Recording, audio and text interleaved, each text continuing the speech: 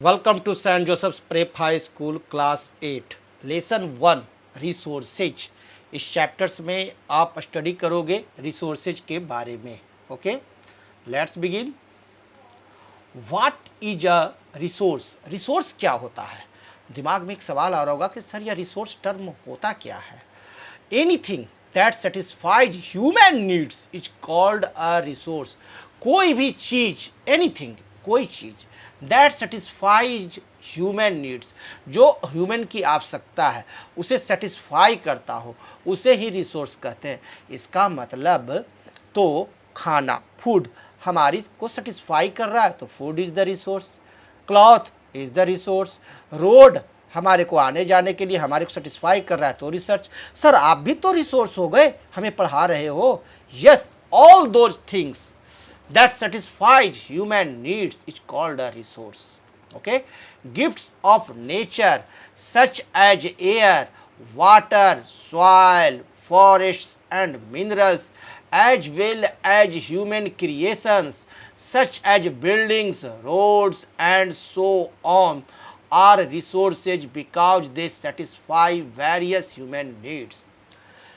Gifts of nature, भगवान के द्वारा बनाई हुई वो सभी चीजें जो हमारे लिए प्रॉफिटेबल हो, हमारे फायदे के लिए हो, हम उसका उपयोग करते हैं विभिन्न तरह से, वो all these things, those all things are resources.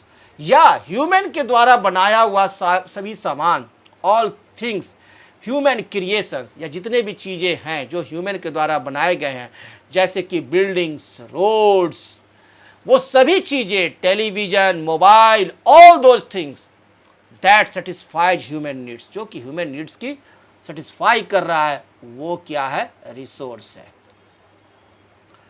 Human is a resource, human भी एक रिसोर्स है। Yes, I am a resource. Human beings too are a resource because they have the ability to develop skills that can help them identify new resources and find new usage of existing ones. Human beings, हम लोग भी क्या है? Resource है। क्यों? क्योंकि हम अपनी स्किल्स के द्वारा आइडेंटिफाई करते हैं, खोजते हैं नए रिसोर्स और उनके उपयोग, है ना, और उसका उपयोग हम लोग अपने सेटिस्फैक्शन के लिए करते हैं।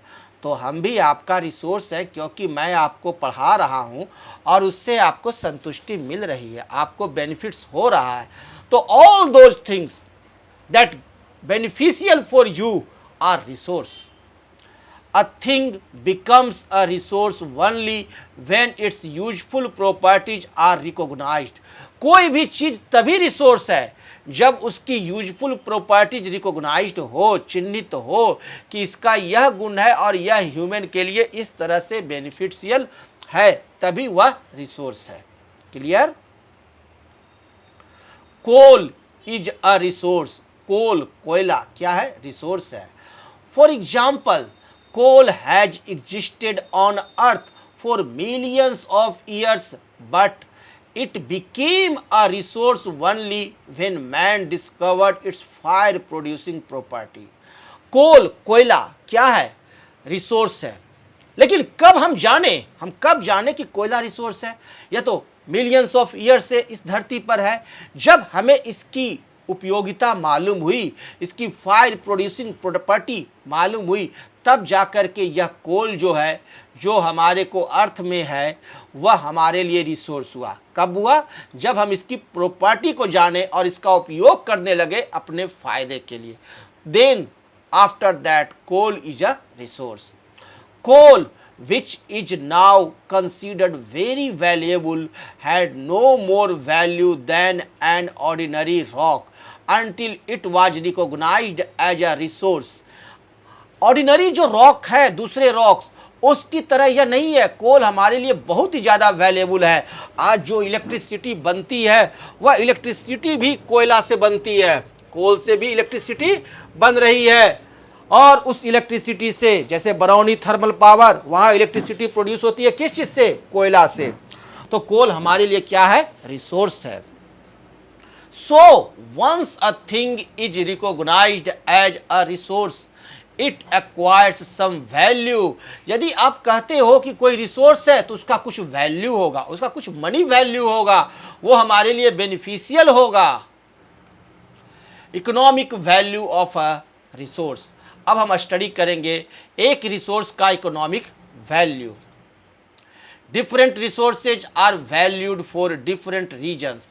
अलग अलग रिसोर्स का वैल्यू अलग अलग कारणों से होता है। Some resources can be bought and sold और can be used to make things that can be bought and sold. कुछ रिसोर्सेज ऐसे हैं जिनको कि हम लोग बाई और सेल करते हैं और उनसे सामान बनाते हैं, यूज टू मेक थिंग्स, और उनका सामान बनाने में उपयोग होता है। तो those are resources. Such resources have economic value.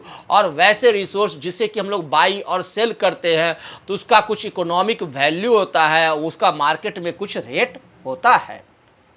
Crops and minerals are examples of such resources. Crops, आप जितनी भी अनाजें बाजार में मिलती है आप खरीद कर लाते हो, चावल, गेहूं, राइस, व्हीट, है ना, all those crops are valuable, those have economic values. Minerals, minerals का भी इकोनॉमिक वैल्यू होता है। Okay, resource for human pleasure. अब हम लोग देखते हैं resource for human pleasure. The need for pleasure is also a human need. Human की खुशी के लिए भी कोई पूर्ति करता है, जिससे कि ह्यूमन को सेटिस्फैक्शन मिले, खुशी मिले। तो the need for pleasure is also a human need, वह भी ह्यूमन की आवश्यकता ही है। So things that give us pleasure are also resources. तो वो चीज़ें जो कि हमें खुशी प्रदान करती है, शांति प्रदान करती है, अच्छा महसूस कराती है, वह भी रिसोर्सेज ही है। Mountains, deserts, etc are resources because we enjoy their beauty. Mountains, deserts भी क्या है, हमारे को रिसोर्सेज है। टूरिस्ट प्लेसेज क्या है, रिसोर्सेज है। क्यों? क्योंकि वहाँ हमें खुशी मिलता है, आनंद मिलता है, शांति मिलता है। Such resources have aesthetic value. और ऐसे रिसोर्स की जो वैल्यू है वो कैसा है, सौंदर्यीकरण मूल्य है, सौंदर्य मूल्य है। और इसे कहते हैं इंग्लिश में क्या, एस्थेटिक। एस्थेटिक वैल्यू यानी सौंदर्य वाला मूल्य, सौंदर्य मूल्य। तो क्या होता है सौंदर्य मूल्य, जिससे कि हमें खुशी मिलती है, देखने से ही आंखों को संतुष्टि मिला, खुशी मिला, तो वो हो गया हमारे को एस्थेटिक वैल्यू वाले रिसोर्सेज। अब टाइप्स ऑफ रिसोर्सेज अगर आप देखो तो रिसोर्स को तीन भाग में बांटा गया है। एक है नेचुरल रिसोर्स, दूसरा है ह्यूमन मेड रिसोर्स, और तीसरा है ह्यूमन रिसोर्स। नेचुरल रिसोर्स को दो भाग में बांट दिए गए हैं, एक है रिन्यूएबल रिसोर्सेज और दूसरा है नॉन रिन्यूएबल रिसोर्सेज। तो three types of resources, natural, human made and human resources. Natural resources are of two types, renewable और non renewable resources. Natural resources, अब हम लोग स्टडी करेंगे क्या, natural resources. Resources like air, water, sunlight, minerals, forests and wildlife are provided to us by nature. They are called natural resources. वो resources जो भगवान के द्वारा बनाई गई और हमारी नीड को फुलफिल करती है, तो those resources are called as natural resources. जैसे एनिमल रिसोर्सेज, काउ से हमें क्या मिलता है, मिल्क, है ना, शिप, डॉग, ये सब हमारे उपयोग की जानवर हैं, यूजफुल एनिमल्स हैं। तो these are resources, natural resources. Crude oil, petrol, diesel, है ना। फॉरेस्ट रिसोर्सेज, जहाँ से लकड़ियाँ प्राप्त होती है, तो फॉरेस्ट रिसोर्सेज। आपको precious metals, minerals, rocks, water, land, wind power, solar energy, natural gas, ये सब क्या है, नेचुरल रिसोर्सेज हैं। ह्यूमन रिसोर्सेज, अब हम देखते हैं human resources. Human beings and their qualities and abilities are called human resources. अब ह्यूमन की एबिलिटी, ह्यूमन की क्वालिटी, यह भी तो ह्यूमन रिसोर्स है। जैसे कि हमारा सिक्योरिटी गार्ड, वो अब तो हमारा ह्यूमन रिसोर्स हो गया, है ना, उसकी वो एबिलिटी, टीचर की टीचिंग की एबिलिटी, वो ह्यूमन रिसोर्स हो गया। तो इस तरह से ह्यूमन रिसोर्सेज भी बहुत सारे तरह के होते हैं जो कि आपको ह्यूमन नीड को यूज कराते हैं। Learning, knowledge, skills, competence, training, growth, ability, experience are human resources. Knowledge, skill, wisdom, health, ETC are human resources. तो नॉलेज है ह्यूमन का, न्यू नॉलेज, ह्यूमन का स्किल, ह्यूमन का विजडम, बुद्धिमानी, ह्यूमन का हेल्थ, ये सब भी क्या है, ह्यूमन रिसोर्सेज हैं, जिससे कि ह्यूमन सेटिस्फाई होते हैं। Involving these qualities is called human resource development. और किसी के अंदर इस क्वालिटीज को यदि बढ़ा रहे हैं, इंप्रूव कर रहे हैं, इंप्रूविंग दीज क्वालिटीज, तो कैसे इंप्रूव करते हैं, ट्रेनिंग दे करके, है ना, टीचिंग दे करके, नॉलेज को बिल्ड करा करके। तो ये सब को कहते हैं हम लोग क्या, ह्यूमन रिसोर्स डेवलपमेंट। इसे क्या कहते हैं, human resource development. Man made resources, और मैन मेड रिसोर्सेज यानी ह्यूमन ने बनाया वो सामान जो कि हमारे उपयोग के लिए है। Resources created by human beings are man made resources. वो रिसोर्सेज जो ह्यूमन के द्वारा बनाए गए हैं ह्यूमन के बेनिफिट्स के लिए, तो those resources are called man made resources. जैसे स्कूल बस, है ना, school, hospital, apartment, office, those are man-made resources. Man-made resources include houses, roads, schools, hospitals, government bodies, machines and so on, so and so on. आप अपने चारों तरफ नज़र घुमाइए तो fan है, टेलीविज़न है, मोबाइल है, टेबल है, बुक्स है, पेंसिल है, कॉपी है, all these are made by human. So these are man-made resources. Technology. What is technology? The application of the latest knowledge and skill in doing or making things is called technology.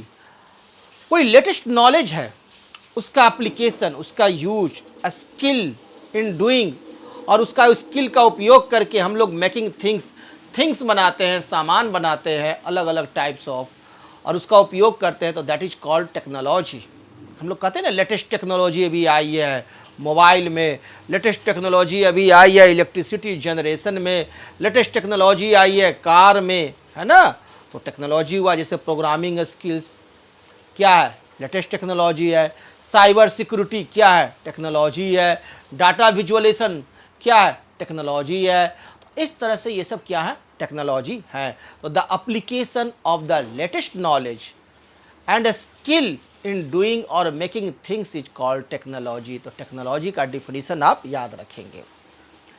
It is also a man made resource. यह also क्या है, एक man made resource है, क्योंकि technology आया तो computer आया, technology आया तो लैपटॉप आया, टेक्नोलॉजी आया तो स्मार्टफोन आया, है ना। तो ये क्या है, मैन मेड रिसोर्स है, मैन के द्वारा बनाया गया रिसोर्स होता है technology. Classification of natural resources. अब देखते हैं नेचुरल रिसोर्सेज का classification. Natural resources can be classified on the basis of their nature, stock, distribution and level of development and use. Natural resources को हम लोग डिफाइन, क्लासीफाई किए हैं कि बेसिस ऑफ नेचर के आधार पर कितना उसका स्टॉक डिस्ट्रीब्यूशन है, क्या उसका डेवलपमेंट का लेवल है और क्या उसका यूज है, उसके आधार पर नेचुरल रिसोर्सेज को हम लोगों ने दो भाग में बांट दिया। एक हो गया नॉन रिन्यूएबल और दूसरा जो है वह है renewable. Two types of natural resources, one is the non renewable and another is renewable. Non renewable जो होते हैं वो resources that can only be used once, जो सिर्फ एक बार ही उपयोग में आता है, दोबारा उपयोग में नहीं आता है। जैसे आपके घर में सोचो, गैस आता है ना, एक बार गैस उपयोग कर लिए ख़त्म, फिर दूसरा मंगाना पड़ता है, वो बार बार उपयोग में नहीं आता है। जबकि renewable resources that can be used over and over again, वह रिसोर्स जिसका हम लोग बार बार उपयोग कर सकते हैं, तो that is the renewable resources. चलिए इसे देखते हैं।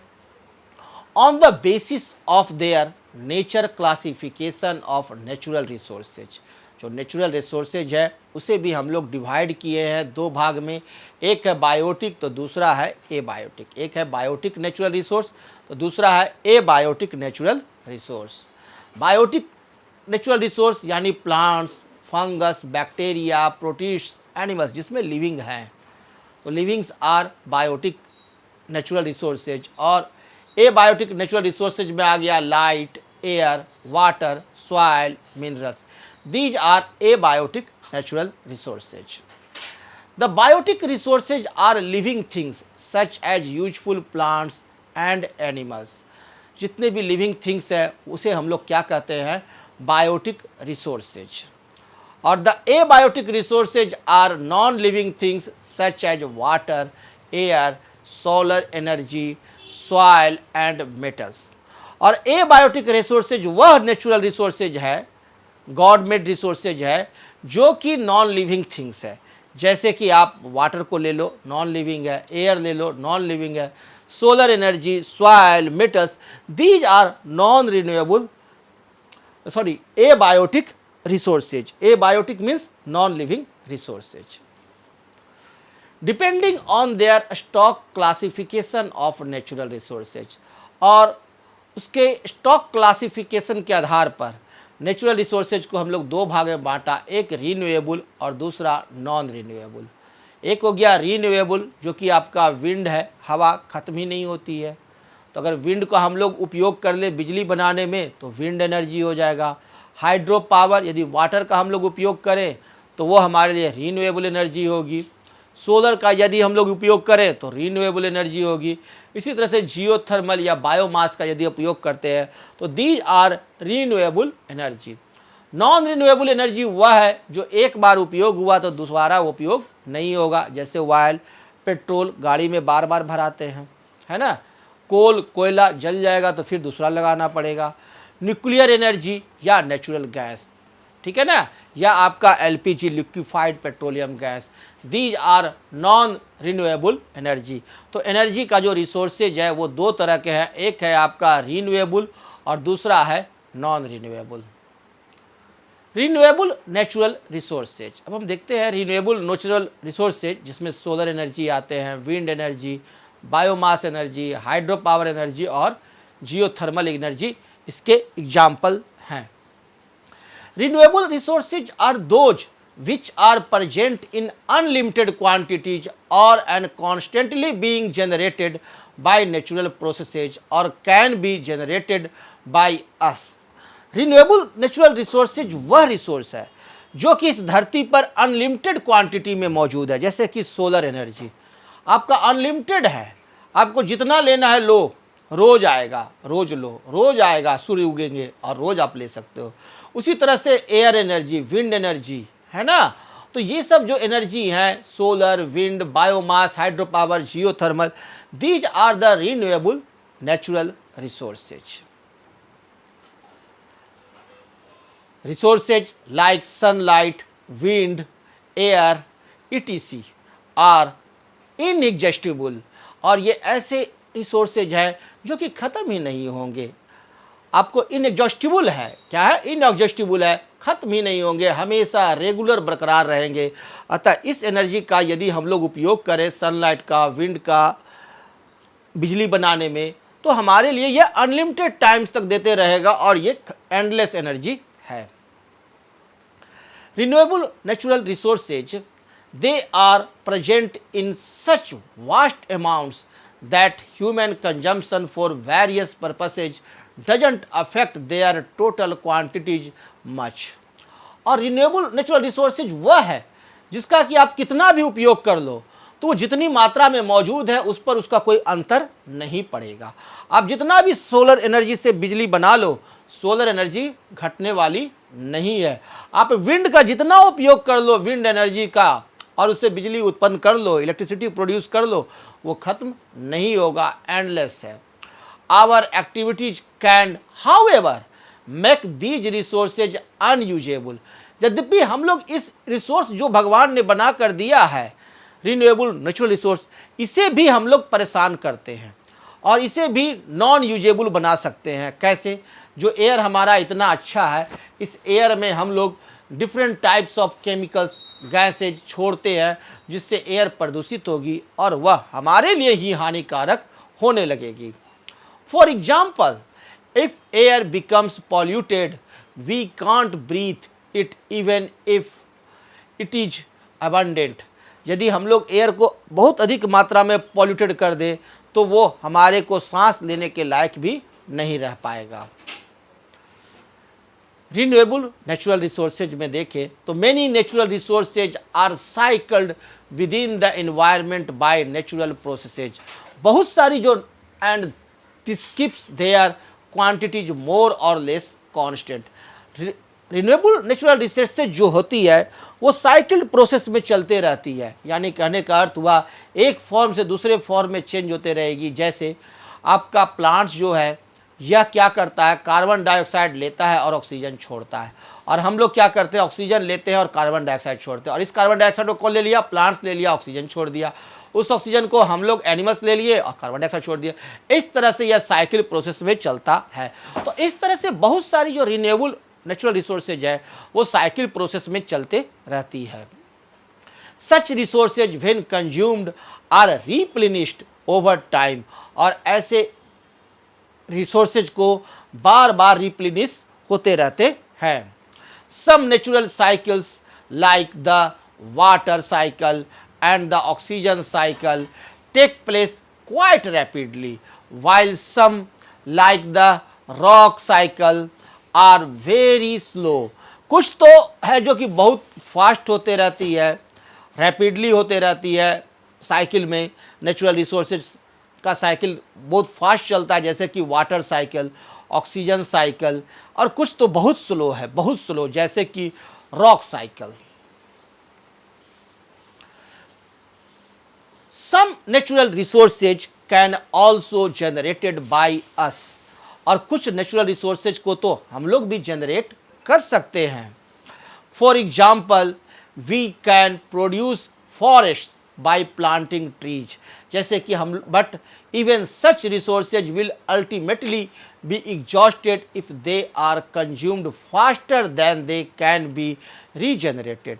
हम लोग फॉरेस्ट्स की अंधाधुंध कटाई कर रहे हैं ना, किस लिए, अपने डेली का यूज, जैसे कि डोर बनाने हैं, विंडोज मेक करना है, टेबल चेयर बेड बनाने हैं, तो वहाँ हम उसके लिए हम लोग लकड़ियाँ का उपयोग करते हैं, फॉरेस्ट काटते हैं। तो इस रिसोर्स को कभी खत्म ना हो इसलिए हमें प्लांटिंग करना चाहिए, ट्री की प्लांटिंग करनी चाहिए, नए पेड़ लगाने चाहिए। वी कैन प्रोड्यूस फॉरेस्ट, हम लोग फॉरेस्ट को प्रोड्यूस कर सकते हैं bye planting trees, but even such resources will ultimately be exhausted if they are consumed faster। लेकिन यदि हम लोग बहुत तेजी से कंज्यूम करें then they can be regenerated, कि वह रीजनरेट भी ना हो और तेजी से उसका कंज्यूम करें तो वो क्या होगा, धीरे धीरे खत्म होने लगेगा। Now let's we study non renewable resources। non renewable resources are those that were produced in the past by natural processes that occurred by chance and may not occur again। Non renewable resources वह resource है जहाँ से कि हम लोग energy जो ले रहे हैं वह इस धरती पर बहुत पहले बना है, produced in the passed by natural processes, प्राकृतिक रूप से वह बना है, और that occurred by chance and may not occur again, और इसकी दोबारा उत्पत्ति नहीं हो सकती है। नॉन रिन्यूएबल रिसोर्सेज वह है जिसका एक बार यदि उपयोग कर लिए तो कर लिए, वो खत्म हो गया है ना।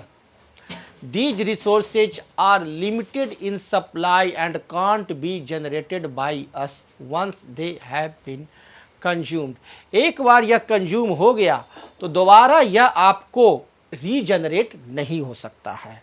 जैसे कि आपका fossil fuels, petroleum, diesel, coal, natural gas, CNG, LPG, nuclear energy, all these are non-renewable resources।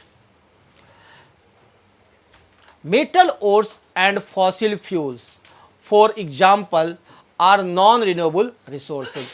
आपका मेटल ओर्स से हम लोग मेटल ले निकाल रहे हैं, फॉसिल फ्यूल से फॉसिल फ्यूल ले रहे हैं, जैसे कि पेट्रोलियम वगैरह, ये सब नॉन रिन्यूएबल रिसोर्सेज के एग्जाम्पल हैं।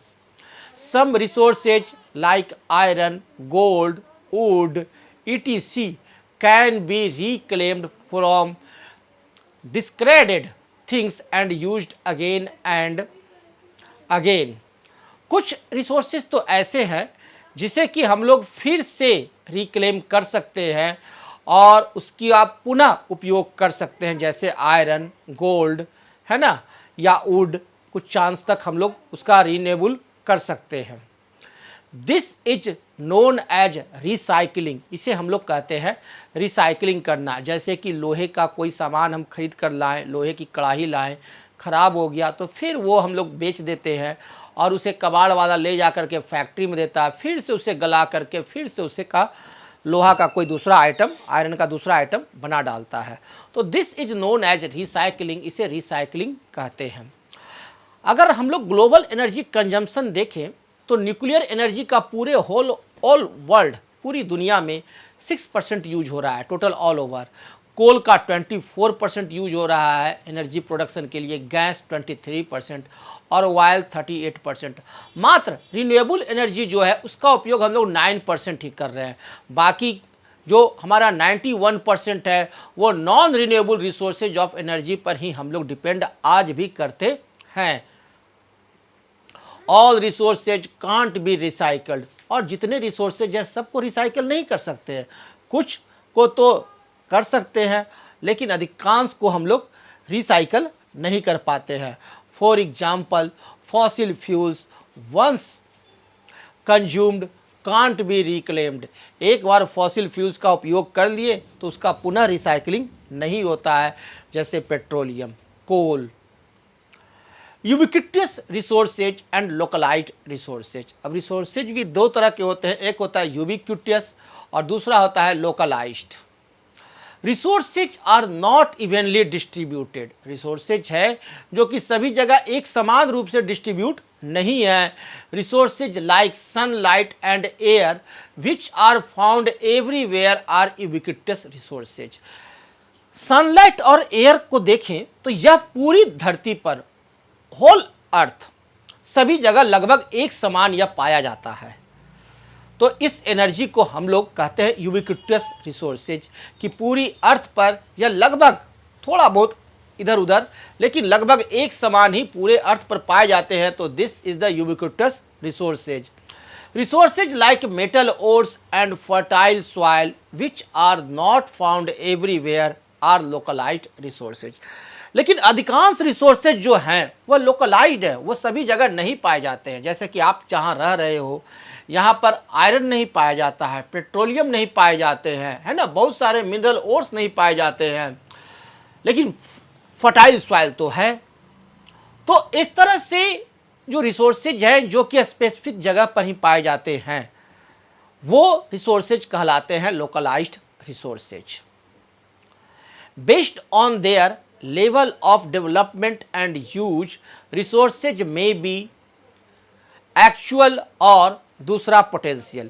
अब level of development and use of resources, अभी तक हमने किसी रिसोर्स के बारे में कितना जानकारी लिया है और उसका कितना उपयोग करते हैं टेक्नोलॉजी के अनुसार, और किस तरह से उसकी एनर्जी का हम लोग उससे एनर्जी लेते हैं या उसका उपयोग करते हैं, उस आधार पर भी रिसोर्सेज को दो भाग में डिवाइड किया गया।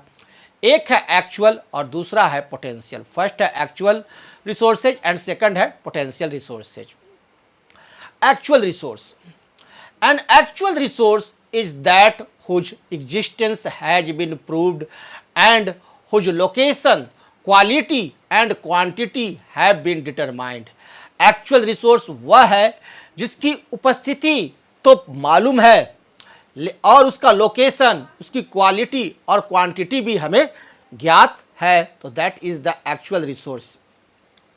All resource that are currently in use are actual resources. वो सभी रिसोर्स जिसका कि आज के डेट में यूज हो रहा है उसे हम लोग कहते हैं एक्चुअल रिसोर्सेज। पोटेंशियल रिसोर्सेज, अब नेक्स्ट जो है वह है हमारा potential resources. All available resources may not be suitable for utilization with the available technology. लेकिन इस धरती पर जितने भी तरह के रिसोर्सेज हैं उसको यूज हम लोग आज जो टेक्नोलॉजी है अवेलेबल, उस टेक्नोलॉजी से उस रिसोर्स का उपयोग हम लोग नहीं कर पा रहे हैं। तो वैसी रिसोर्सेज जिसका कि हम लोग आज सही ढंग से उपयोग नहीं कर पा रहे हैं, तो वो रिसोर्सेज आपको पोटेंशियल रिसोर्सेज है। Such resources and the resources that have not yet been identified are called potential resources. वैसे रिसोर्स जिसको कि आज आइडेंटिफाई नहीं कर पाए किया जा सका है, ठीक है ना, जिसका उपयोग हम लोग नहीं कर पा रहे हैं, तो वैसे रिसोर्स को हम लोग कहते हैं potential resources. For example, the force of flowing water and wind were potential resources until we learn to generate power from them। As example हम लोग ले सकते हैं कि फ्लोइंग वाटर का जो फोर्स है या विंड है वो आज की तारीख में तो पोटेंशियल एनर्जी नहीं रहा। आज हम लोग उससे भी एनर्जी प्रोड्यूस करने लगे, लेकिन एक समय ऐसा था जब इससे पावर निकाला जा सकता है, यह हमें नहीं ज्ञात था। तो उस समय यह जो वाटर फ्लोइंग का फोर्स है या विंड है वह पोटेंशियल रिसोर्स था, लेकिन आज इससे हम लोग पावर प्रोड्यूस कर रहे हैं टेक्नोलॉजी का उपयोग करके, तो आज यह पोटेंशियल रिसोर्स से एक्चुअल रिसोर्स में कन्वर्ट हो गया। तो कोई रिसोर्स एक टाइम में पोटेंशियल था, वह रिसोर्स आज एक्चुअल हो सकता है यदि वह टेक्नोलॉजी का उपयोग करके उससे हम लोग एनर्जी ले सके, उसका उपयोग हम लोग कर सके, तो that potential resources may be changed into actual resources. Now they are actual resources. आज ये क्या है? एक्चुअल रिसोर्सेज है। A reserve is that part of an actual resource which can be utilized at a sufficiently low cost with the available technology but is kept for future use। और ऐसे reserve किए हुए actual resource हो जाते हैं, actual resource है, और potential resource से उसे मैंने क्या किया, हम लोगों ने क्या किया, एक्चुअल रिसोर्स में कन्वर्ट किया, और आज उसका टेक्नोलॉजी की मदद से हम लोग यूज कर रहे हैं और फ्यूचर में भी यूज करेंगे। Sustainable development. अब what is sustainable development? Sustainable development क्या होता है? हमें डिफरेंट टाइप्स ऑफ रिसोर्सेज का यूज करना आया और उसका उपयोग करेंगे तो नॉन रिन्यूएबल रिसोर्सेज जो है वो दिन प्रतिदिन खत्म होते चला जाएगा, और आने वाली जनरेशन्स को वो रिसोर्सेज जो कि नॉन रिन्यूएबल है उसके उपयोग के लिए वो रिसोर्स मौजूद ही नहीं रहेगा। जिस तरह से हम लोग पेट्रोल, डीजल, कोल का उपयोग कर रहे हैं कि आने वाली पीढ़ियां उसका उपयोग ही नहीं कर पाएगी। इसीलिए कहा गया कि सस्टेनेबल डेवलपमेंट। तो what is sustainable development? Let's learn. Sustainable development means using resources in a way that meets the needs of the present without compromising the ability of future generations to meet their own needs। Sustainable development का मतलब होता है कि resource का आप इस तरह से उपयोग करोगे आज वर्तमान में कि आने वाली पीढ़ियों को भी इसी तरह से उपयोग करने के लिए उनके पास भी यह रिसोर्स मौजूद रहे, तो उसे ही कहते हैं sustainable development. In simple words, it's about growing and developing economically, socially and environmentally without harming nature or wasting resources so that both current and future generations can live well। Simple शब्दों में हम लोग कह सकते हैं कि जो आज दुनिया डेवलप कर रही है, ग्रो कर रही है इकोनॉमिकली, सोशली, इन्वायरमेंटली, तो हम लोग इन्वायरमेंट को बिना हार्म किए हुए, बिना नेचर को क्षति पहुंचाए हुए, रिसोर्स को बिना बर्बाद किए हुए इस तरह से उपयोग करेंगे कि आज की जनरेशन भी यूज करे और आने वाली भी जनरेशन अच्छी तरह से यूज करे, उसे ही कहते हैं सस्टेनेबल डेवलपमेंट। के feature of sustainable development: environmental protection, saving forest, water, air and wild life. Sustainable development का के फीचर्स में सबसे पहला आता है कि प्रोटेक्ट योर इन्वायरमेंट, अपने इन्वायरमेंट को प्रोटेक्ट करो। सेविंग फॉरेस्ट, जंगलों को बचाना है। सेव वाटर, पानी बचाना है। एयर सेव, एयर को पॉल्यूटेड नहीं करना है and wild life save. Economic growth, promoting jobs and businesses that are eco friendly. Jobs और बिजनेस को प्रमोट करो, लेकिन कैसा? इको फ्रेंडली होना चाहिए, इन्वायरमेंट के लिए वह अच्छा होना चाहिए। ऐसा जॉब नहीं बढ़ाएंगे जिससे कि हमारे को इकोनॉमिक इको फ्रेंडली ना हो, यानी इन्वायरमेंट के लिए वो अच्छा ना हो, वैसा इकोनॉमिक ग्रोथ सही नहीं है सस्टेनेबल डेवलपमेंट के लिए। Social development, improving health, education and equality for all. और हेल्थ को हम लोग इम्प्रूव करेंगे, प्रॉपर मात्रा में हॉस्पिटल होंगे, डॉक्टर होंगे और प्रॉपर हेल्थ केयर सेंटर होंगे, एडुकेशन सभी के लिए हो, इक्वलिटी सभी के लिए हो, इसे कहते हैं सोशल डेवलपमेंट। तो सस्टेनेबल डेवलपमेंट के 3 के फीचर्स हैं, एक है environmental protection, second economic growth और थर्ड सोशल डेवलपमेंट। तीनों को ध्यान में रखते हुए सस्टेनेबल डेवलपमेंट की तरफ हम लोग पढ़ते हैं। Example of sustainable development, using solar energy instead of coal is sustainable because it's clean and renewable. जैसे कि घरों में आज हम बिजली का उपयोग कर रहे हैं, इलेक्ट्रिसिटी पावर का उपयोग करते हैं, अगर यह इलेक्ट्रिसिटी हम लोग सोलर एनर्जी से उपयोग करें तो दैट इज द सस्टेनेबल। तो इससे क्या होगा कि कोल का उपयोग लंबे समय तक चलेगा, और यह जो सोलर एनर्जी है वह क्लीन है, रीन्यूएबल है, इको फ्रेंडली है। Planting trees to replace those that are cut down keeps the balance in nature. और जो पेड़ काट लिए गए हैं उसके जगह पर नए प्लांट्स को लगाना, प्लांटिंग करना, ट्रीज प्लांटिंग करना, जिससे कि फॉरेस्ट का विस्तार हो और नेचर बैलेंस में रहे। Sustainable development involves among other things, और भी बहुत सारी चीज़ें हैं जिसमें सस्टेनेबल डेवलपमेंट इन्वॉल्व रहते हैं, जैसे preventing wastage and excess consumption of resources. किसी भी रिसोर्स का एक्सेस कंजम्पशन गलत है। आप जिस कमरे में रह रहे हो और जितनी बिजली की ज़रूरत हो उतना ही उपयोग करो। यदि आप कमरे से बाहर निकल रहे हो, क्लास से बाहर निकल रहे हो, तो फैन को, स्विच को ऑफ कर दो। यह मत सोचो कि यह फैन जो कंजम्पशन कराएगा बिजली, इसका बिल तो सर पे करेंगे तो हम क्यों करें। ऐसा नहीं करना है। इलेक्ट्रिसिटी का हम लोग उपयोग उतना ही करेंगे जितना कि जरूरी है, क्योंकि इलेक्ट्रिसिटी सभी की संपदा है ना। तो एक्सेस कंजम्पशन ऑफ रिसोर्सेज से हमें बचाना है। प्रिवेंटिंग वेस्टेज, वेस्टेज को प्रिवेंट करना है, ज़्यादा मात्रा में वेस्टेज नहीं बनाइए और वेस्टेज का रिसाइकिल होना चाहिए। प्रिवेंटिंग पॉल्यूशन, और पॉल्यूशन कम से कम हो, इसके लिए इलेक्ट्रिक गाड़ी का उपयोग करें। ज़रूरत न रहने पर 4 व्हीकल का उपयोग ना करें। जहाँ तक हो सके तो पॉल्यूशन का कम से कम उत्पत्ति हो, यह ध्यान देना सस्टेनेबल डेवलपमेंट है। Preserving the biological diversity on earth, और इस अर्थ पर जो बायोलॉजिकल डाइवर्सिटी है इसे भी प्रिजर्व करना जरूरी है। हमारे जो जंगली जानवर हैं, जो पेड़ पौधों की संपदा है, इसे भी प्रिजर्व करना जरूरी है। Recycling reusable resources and